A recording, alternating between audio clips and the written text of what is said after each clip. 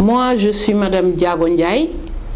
Je suis actuellement la présidente nationale du réseau Paix et Sécurité pour les femmes de l'espace CEDEAO depuis 2014 et la présidente régionale depuis 2017, donc où j'ai été élue à travers une assemblée générale organisée à Abidjan, où il y avait les 14 pays de la CEDEAO. Donc presque à l'unanimité, les 12 ou 11 pays ont donc porté leur choix à travers sur le Sénégal à travers ma modeste personne. Depuis cette période, je préside donc à la destinée donc de cette organisation.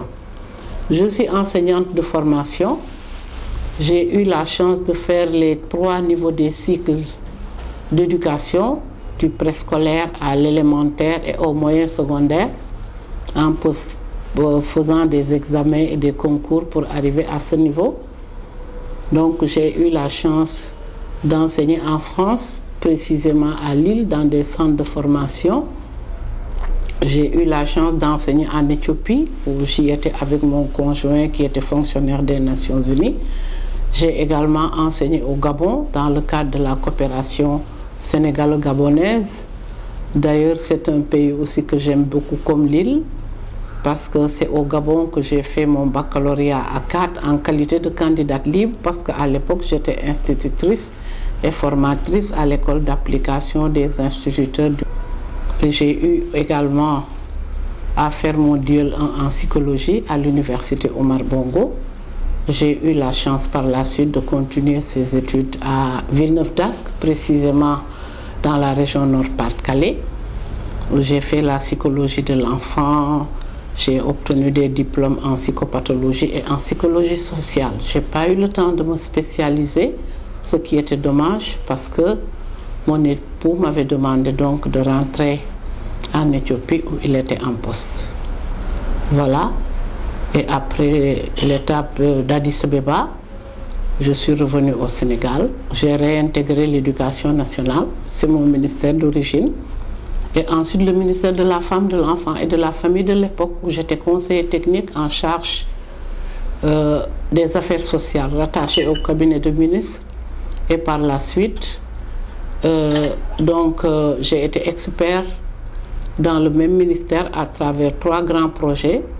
J'avais en charge le volet d'éducation pour la petite enfance, où nous avons mis en place des structures d'éducation de la petite enfance, qui sont appelées actuellement avec le président Wade la case des tout-petits. Et puis je suis très active dans les mouvements et organisations de femmes. Et ainsi, j'ai adhéré au réseau Paix et Sécurité pour les femmes de l'espace CEDEAO. Et je préside donc ce réseau au Sénégal depuis 2014, comme je l'ai dit, et depuis 2017 au niveau régional. Voilà. En résumé, mon parcours, j'ai eu à faire des publications à travers des études, mais également par rapport donc... j'ai produit des livres pour les enfants, des livres pédagogiques éducatifs sur l'éducation de la petite enfance.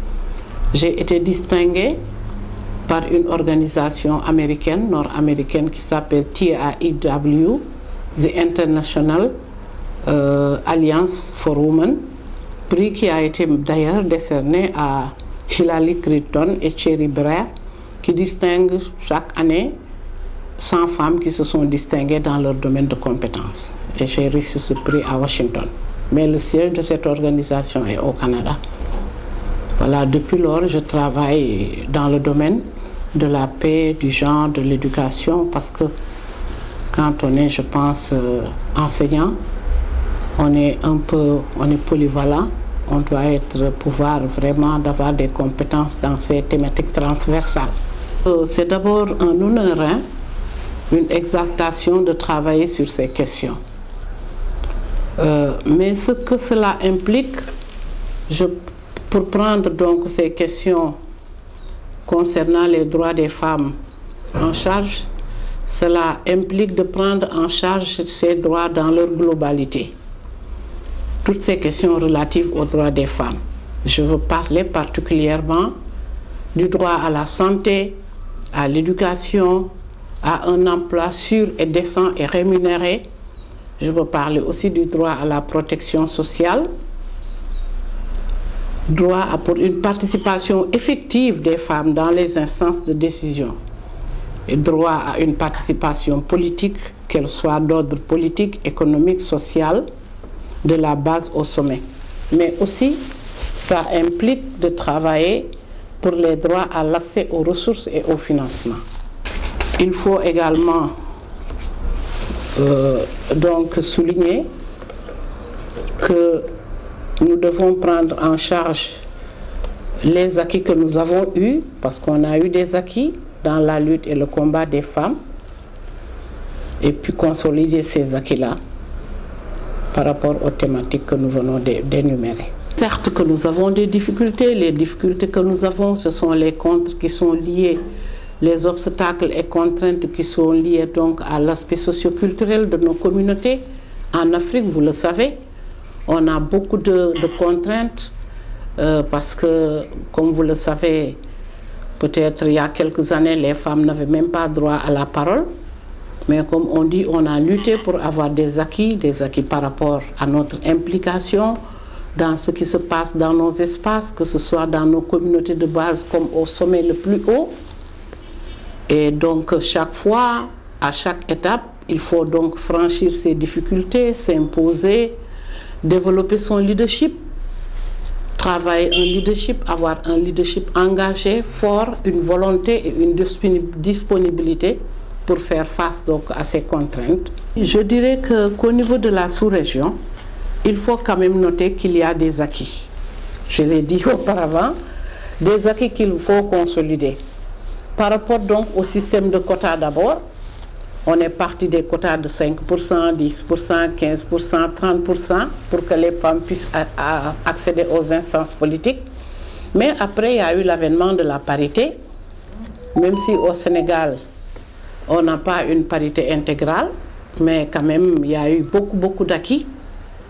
Et puis, par rapport à ces questions, il y a eu beaucoup de textes, beaucoup de lois, beaucoup de conventions et beaucoup de chartes, beaucoup d'instruments juridiques. Ces textes ne sont pas souvent appliqués et nous devons travailler pour l'application effective de ces textes. Ici au Sénégal, nous avons des textes par rapport aux violences faites aux femmes, surtout concernant l'excision et les mutilations génitales. Nous avons récemment eu la loi sur la criminalisation du viol et de la pédophilie. La loi qui permet aux femmes donc de donner, comment dire, de reconnaître, d'avoir les mêmes droits que leur époux en ce qui concerne la parenté, c'est-à-dire on peut prendre son mari en charge, on peut reconnaître son enfant et que ça n'existait pas avant. C'est des étapes et des acquis que nous saluons mais qu'il faut consolider, il faut y travailler. Mais malgré donc toute cette batterie d'instruments que nous venons de citer, il reste encore beaucoup de choses à faire, surtout en matière de participation politique. Parce qu'on a constaté qu'il y a eu au moins 4 ou 5 pays qui sont allés en élection cette année, que ce soit au Sénégal, c'était en 2017, donc ces dernières années, il y a eu la Guinée récemment, il y a eu la Côte d'Ivoire, il y a eu le Mali. Les femmes n'ont pas pu participer donc à ces échéances électorales, qu'elles soient présidentielles ou législatives, pour beaucoup de contraintes et d'obstacles. Ici au Sénégal, il y avait le problème du parrainage et la caution qu'il fallait donner. Et dans d'autres pays aussi, c'était peut-être la constitution des dossiers ou bien les dossiers des candidatures n'étaient pas conformes ou bien les femmes ont eu des problèmes de financement de leur parti, de leur participation. C'est presque tous les mêmes besoins qu'on a observés dans ces pays. Donc, elles ont été retirées de ces élections. Celles qui ont eu la chance de continuer et de participer n'ont pas eu un taux assez correct pour leur permettre d'accéder à certaines instances. C'était des taux vraiment très faibles. Et après la mise en place de ces gouvernements, de ces élections, des gouvernements ont été mis en place et des parlements. les femmes n'ont pas atteint 10%. C'est une moyenne de 10% dans les gouvernements. Par exemple, un gouvernement de 35 ministres ici au Sénégal, les femmes ne font à peine 10%. Ça, c'est des choses qu'il faut corriger, à déplorer et qu'il faut corriger. Au Burkina, je pense qu'elles n'ont même pas dépassé 3% de représentativité. Mais au niveau des parlements également, c'est vrai, les femmes ici au Sénégal ont fait 42% de représentativité à l'Assemblée nationale, mais souvent les femmes n'occupent pas les postes de premier rang au niveau du bureau de l'Assemblée et au niveau des commissions. Et ça aussi, il faut y travailler pour permettre aux femmes de renforcer leur leadership pour accéder à ces instances de décision. Les défis donc qu'il faut noter, c'est des défis par rapport, comme je l'ai dit au départ, j'ai cité des thématiques, mais également il y a des défis qui sont liés aux violences basées sur le genre.